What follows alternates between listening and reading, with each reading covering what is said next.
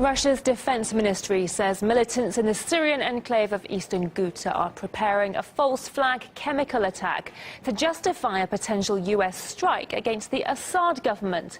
The ministry added that if any of its personnel in the nearby Syrian capital Damascus are in danger, its military reserves the right to respond. It comes just hours after the US envoy to the United Nations threatened the Syrian government with action. We also warn any nation that is determined to impose its will through chemical attacks and inhuman suffering, most especially the outlaw Syrian regime. The United States remains prepared to act if we must. It is not the path we prefer, but it is a path we have demonstrated we will take, and we are prepared to take it again.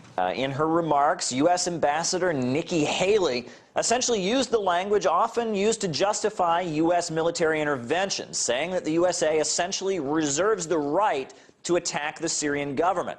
Now, the meeting was convened to discuss the situation in eastern Ghouta. This is a rebel-held enclave where there is fighting taking place. Now, when Nikki Haley got up to speak, rather than simply touching on the situation and the plight of civilians and efforts to make sure that civilians are not hurt, she actually chose to make a barrage of allegations against Russia, Iran, and Syria. And in her remarks, she went as far as saying that the three countries were actually responsible for some chlorine attacks.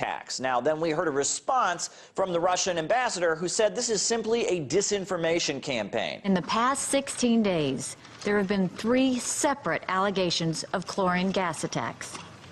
This is no ceasefire.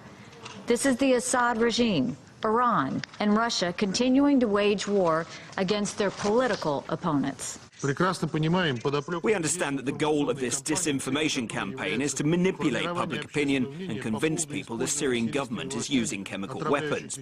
But we have reasonable concerns that there are preparations to stage fake chemical attacks in order to later accuse the Assad government.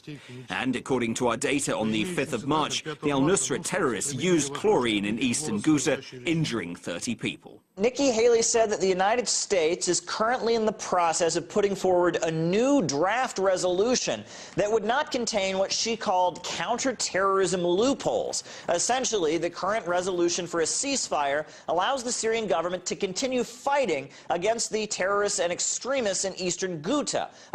She's arguing that this new resolution put forward by the United States would not allow for the fight against terrorist groups like al-Nusra to continue. Now, at this point, we're hearing from Moscow that these terrorists in eastern Ghouta are essentially using civilians as human shields. They are holding the civilians in the area and actually staging executions. Now, in his response to Nikki Haley, the Russian ambassador pointed out that essentially what was supposed to be a meeting about the plight of civilians in eastern Ghouta seemed to have turned into a vehicle for some unprincipled attacks on the government of Russia. Last time I promised to count how many times